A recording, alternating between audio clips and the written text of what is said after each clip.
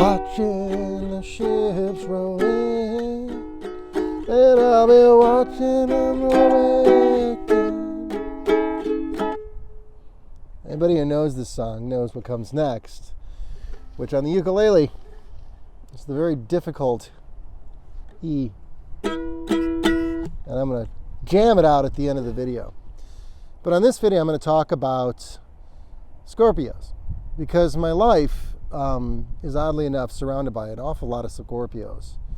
And in particular, the date of November 1st, which is this upcoming Monday, is an oddly important one, as is November 2nd, and is 11/11. I think the first time I noticed the odd synchronicities in my life was when I met my future wife in tech college. I met her at a school that was about 20 miles from my mom's in Tomahawk, where I'd moved. And it drew people from a 50-mile range. And yet this young lady walked up to me on the second day of class and said, "Hey, you live in Tomahawk and you work at the golf course. Do you live near there?" "Yeah, I live across the street." And she says, "Oh, I live around the corner." And she lived literally a block away from me. Her birthday, it turned out, was 11/1/1973. And I've talked about this before. I went into the Air Force on November 1st. But other than that event on November 1st, nothing ever seemed very important about the date itself. Even her birthday, of course, her birthday. And then I met her friend, her best friend, and her best friend's birthday was November 2nd, 1973. Years later, I did the numerology on these dates, and I discovered that her birthday breaks down to 11/1/11, and her best friend's birthday breaks down to 11/2/11.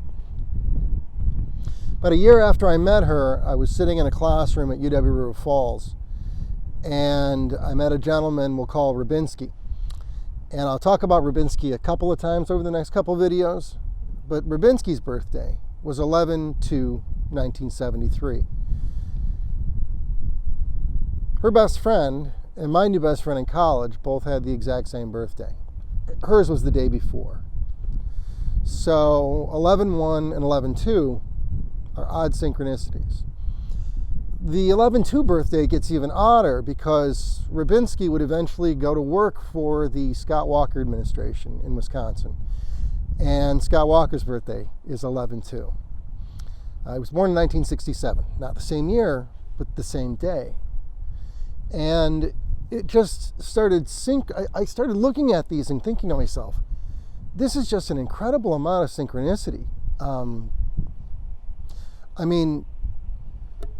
When I ran for governor, not only did Scott Walker have the same birthday of November 2nd as my best friend, who was probably working on his campaign, and who was eventually his chief of staff, by the way, so if you want to look him up. But I shared the last name of the other candidate. There's no reason I should have that much synchronicity within these interactions, but I did, and it did get my attention at the time. I heard it once said that synchronicities are a buildup of future energies. And that's an interesting thing to say because I have also a number of friends whose birthday is 11/11. And in particular, one individual whose birthday of 11/11 is exactly 9 years, 11 months, 3 weeks, and 6 days after mine. Exactly one click short in every column of her birthday. She was the one who gave me the DNA kit that helped me to connect with my birth father and his family. 11/11. These are the mysteries that I started seeing. And I'm going to talk about this one now because I want to make sure you know that the strangeness in my life has been beautiful, but it's also been a bit of a mystery as it's kind of unfolded, and you start to realize there are odd things going on. Not only did Scott Walker come from Colorado Springs and share his same birthday of November 2nd. His father was a pastor, and when he left Colorado Springs and took his next congregation on, that congregation was in Plainfield, Iowa. I grew up in Plainfield, Illinois. Yeah. Odd synchronicities. I've got a couple more on this one that I'll tell you when we talk about my run for governor in 2014. But it's Scorpio season. And I want you guys to know that I have a whole lot of Scorpios that I just love the bejesus out of. And peace.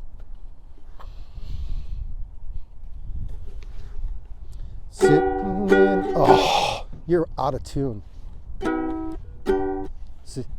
Sitting in the morning sun, I'll be sitting when the evening comes, watching the ships roll in, then I'll be watching them away again,